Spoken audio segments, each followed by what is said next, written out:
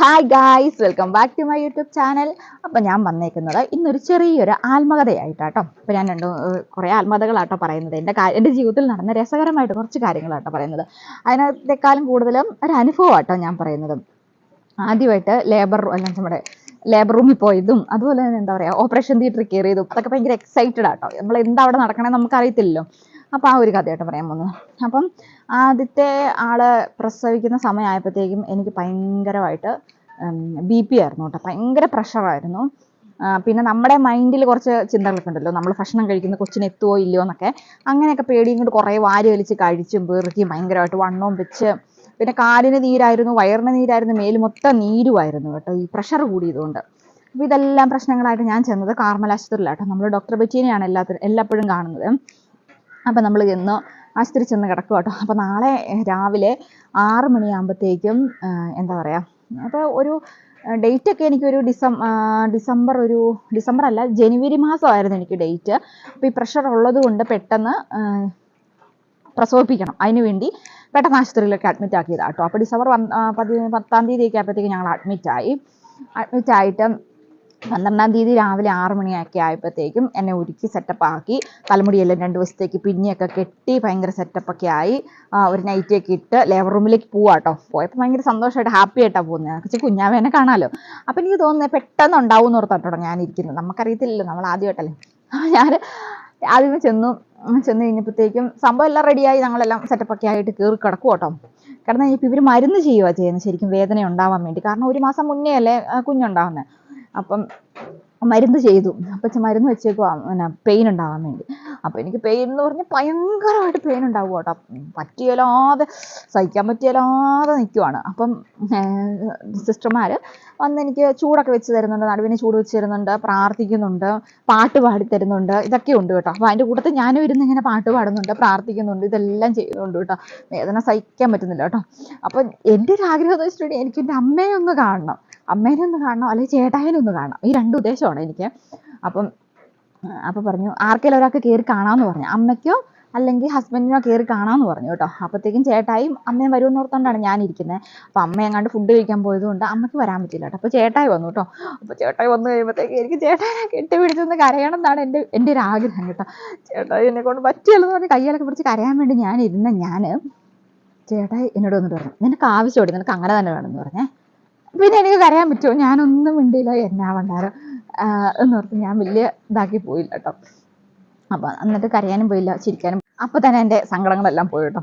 ഈ മനുഷ്യൻ്റെ അടുത്ത്, ഇനി മനുഷ്യന് വേണ്ടിയാണ് ഞാൻ എത്ര നേരം നോക്കിയിരുന്നത്, ഞാൻ ചിരിച്ചേ ഉള്ളേ. അങ്ങനെ എന്നിട്ട് കിടന്നു കഴിഞ്ഞിട്ട് 6 മണി തൊട്ട് ഞാൻ 1 മണി വരെ ഇങ്ങനെ കിടന്നു കേട്ടോ. വേദനയും തിന്ന് കിടന്നു. എന്നിട്ട് ഒരു രക്ഷയില്ല കേട്ടോ. അപ്പോൾ എൻ്റെ തൊട്ടടുത്ത് ഞങ്ങൾ 2 പെണ്ണുങ്ങളെ അവിടെ കയറ്റിയിട്ടുണ്ടായിരുന്നുള്ളൂ. തൊട്ടടുത്ത പെണ്ണ് പ്രസവിച്ചു കേട്ടോ. പ്രസവിച്ച് കഴിഞ്ഞപ്പോഴത്തേക്ക് എനിക്ക് ആകെ ടെൻഷൻ അങ്ങ് കയറി. ഇത്രയും നേരമായിട്ട് ഞാൻ മാത്രം പ്രസവിച്ചില്ല, ആ പെണ്ണ് പ്രസവിച്ചല്ലോ എന്നുള്ള പേടി കേട്ടോ. അന്നേരം തന്നെ പ്രഷർ അങ്ങ് കൂടി കേട്ടോ. കൊച്ചിൻ്റെ ഹാർട്ട് ബീറ്റിൽ എന്തൊക്കെയോ പ്രശ്നങ്ങളുണ്ടായി. പെട്ടെന്ന് പെട്ടെന്ന് അവർ പറഞ്ഞു സിസേറിയൻ വേണമെന്ന് പറഞ്ഞു. അപ്പോൾ സിസേറിയന് കയറാൻ പോകട്ടോ. അപ്പോൾ ഞാൻ നോക്കുമ്പോൾ എല്ലാവരുടെയും മുഖത്ത് ഒരുമാതിരി പേടിയാട്ടോ. കാരണം ഓപ്പറേഷൻ തിയേറ്ററിലേക്ക് കയറ്റുമല്ലേ, എന്നുവെച്ചാൽ എഴുതി ഒപ്പിട്ട് കൊടുക്കണം, മരിച്ചാലും കുഴപ്പമില്ലെന്നൊക്കെ കേട്ടോ. അപ്പം ഞാൻ പുറത്ത് ചിലപ്പോൾ മരിക്കുമായിരിക്കും എന്നൊക്കെ ഓർത്ത്, നമുക്ക് കാണാമല്ലോ. ഓപ്പറേഷൻ തിയേറ്റർ നമ്മൾ ജീവിതത്തിൽ കണ്ടിട്ടില്ല, അതൊക്കെ എങ്ങനെയാണെന്നൊക്കെ നമുക്ക് അറിയത്തൊന്നുമില്ല. അപ്പോൾ ഇതെല്ലാം കാണാമല്ലോ എന്ന് ഓർത്തുകൊണ്ട് സംഭവം എല്ലാം ഒപ്പിട്ട് കൊടുത്തപ്പോൾ ഞാൻ നോക്കുമ്പോൾ എന്നെ കുറേ ആൾക്കാർ ഇങ്ങ് വന്നു. തലയിലൊക്കെ തൊപ്പി വെച്ചു, കാലയിലൊക്കെ എന്നാണ്ടൊക്കെ ഇടിച്ചു, എല്ലാം സെറ്റപ്പാക്കി എന്നെ അങ്ങോട്ട് ഒരുക്കി അങ്ങോട്ട് ഓപ്പറേഷൻ തിയേറ്ററിലേക്ക് കൊണ്ടുപോയി കേട്ടോ. ഓപ്പറേഷൻ തിയേറ്ററിലേക്ക് കൊണ്ടുപോയി കയറ്റി ഇഞ്ചക്ഷനൊക്കെ ചെയ്തു, എല്ലാം കാണിച്ചു, സംഭവമൊക്കെ ആയി. 5 മിനിറ്റ് അതിനിപ്പുറം കൊച്ചിനെ എനിക്കെടുത്ത് കാണിച്ചു കേട്ടോ. അപ്പോൾ കൊച്ചിനെ കാണിച്ചു കഴിഞ്ഞപ്പോഴത്തേക്കും അന്നേരം ഭയങ്കരമായിട്ട് ഹാപ്പി ആയി കേട്ടോ. കൊച്ചിൻ്റെ അത്രയും നേരം വിഷമിച്ച് ഞാൻ പറഞ്ഞു നമുക്കറിയത്തില്ല ഇതെങ്ങനെയാണെന്ന്. അപ്പോൾ ഞാനിങ്ങനെ ഡോക്ടറിൻ്റെ കയ്യിൽ ഇങ്ങനെ പിടിച്ചിട്ട് പറഞ്ഞു, ഞാൻ ഉറങ്ങിയിട്ട് ചെയ്താൽ മതി കേട്ടോ എന്ന് ഞാൻ പറഞ്ഞു കേട്ടോ. ഞാൻ അറിഞ്ഞുകൊണ്ട് ചെയ്യല്ല, ഞാൻ ഉറങ്ങിക്കഴിഞ്ഞിട്ട് എന്നെ എന്ത് വേണേലും ചെയ്തോളാൻ പറഞ്ഞു.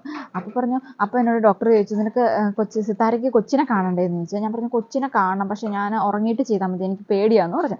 അപ്പോൾ പറഞ്ഞു പേടിക്കൊന്നും വേണ്ട കേട്ടോ, സിത്താര നല്ല റിലാക്സ് ചെയ്ത് കിടന്നോളാൻ പറഞ്ഞു. അപ്പോൾ നമ്മുടെ ഹാർട്ട് ബീറ്റൊക്കെ ആ ഫുള്ള് മുറിയിൽ നമ്മുടെ ഹാർട്ട് ബീറ്റ് ടിക് ടിക് ടിക് ടിക് എന്ന് കേട്ടോണ്ടിരിക്കുന്നത് കേട്ടോ. അപ്പോൾ അതൊക്കെ നമുക്ക് ഭയങ്കരമായിട്ട് തോന്നും കേട്ടോ.